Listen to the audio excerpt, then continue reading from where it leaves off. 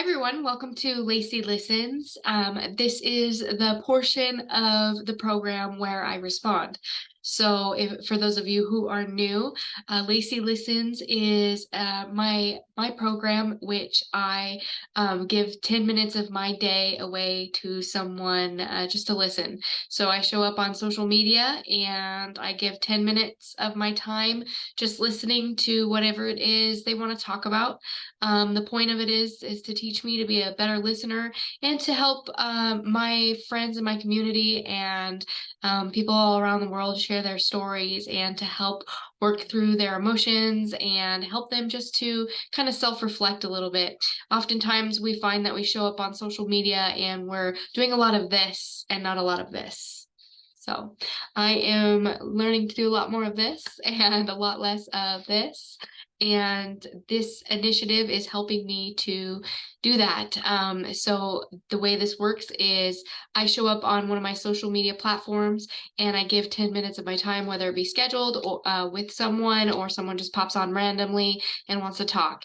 And I introduce it and I say, hello, how are you? And let the person just kind of go at it.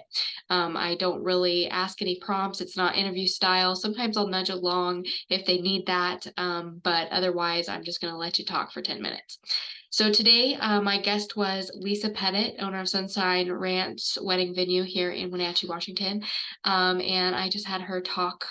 She just talked, and she told a story about how she's feeling for the holidays and she just talked about what she was feeling during the holiday season and how she can get very busy and um, get a little bit bogged down with grief during this season. And I resonated with that. So if you haven't already watched the portion of that, I'm going to upload it here on YouTube, but it's also on my Facebook page and in our group, Lacy Listens. So if you're new here, you can find our group on Facebook, Lacy Listens, to view all of the interviews that I'm having. I guess they're not really interviews, but view the videos. So again, this is the first one, so bear with me here. Anyhow, so my response to our conversation today, grief is such a compounded emotion that we have to work through, and it's a daily practice of just waking up knowing that someone we love isn't here on the earth anymore. And the holidays are especially difficult, um, and especially difficult for me personally, but they're especially difficult for other people who have experienced loss. For all of us who have experienced loss and grief and addiction and just changes in our life, which is most everyone, the holidays can be difficult. So we have to look for little nuggets of joy inside this time of year to kind of get through it. And I think that is one of the magical components of Christmas, is the fact that the fact that it even exists to bring joy into our life. I feel sorry for people. God bless you if you don't celebrate Christmas or holidays. I realize everybody has their reasons, but for me, Christmas is a light in the darkness of winter. The last time I really spent any big holidays with all of my family was, 20 years ago. I did go spend Thanksgiving with them recently in Wyoming, but um, I haven't spent a holiday with my entire family for a very long time. I have with my siblings and my father, thank goodness, but like with my extended family, it's been a long time. But that being said, the last time I ever saw my brother was around Christmas before he killed himself, and he killed himself in February 23rd of 2015, and excuse me, 2017. 2015 was when he beat cancer. Anyhow, the last time I ever saw him was in Christmas, and I remember giving him a big hug. And after that, Christmases were just a little bit more dreary. But then my husband proposed to me during Christmas, and the Christmas after. And so it's kind of mixed emotions. And I find myself during this time of year really missing the people that have left this earth, as Lisa said. And so the way that I cope with that is I just really I live Christmas to its fullest, and I just embody the spirit of the season, and I embrace it, and I just get as festive as possible.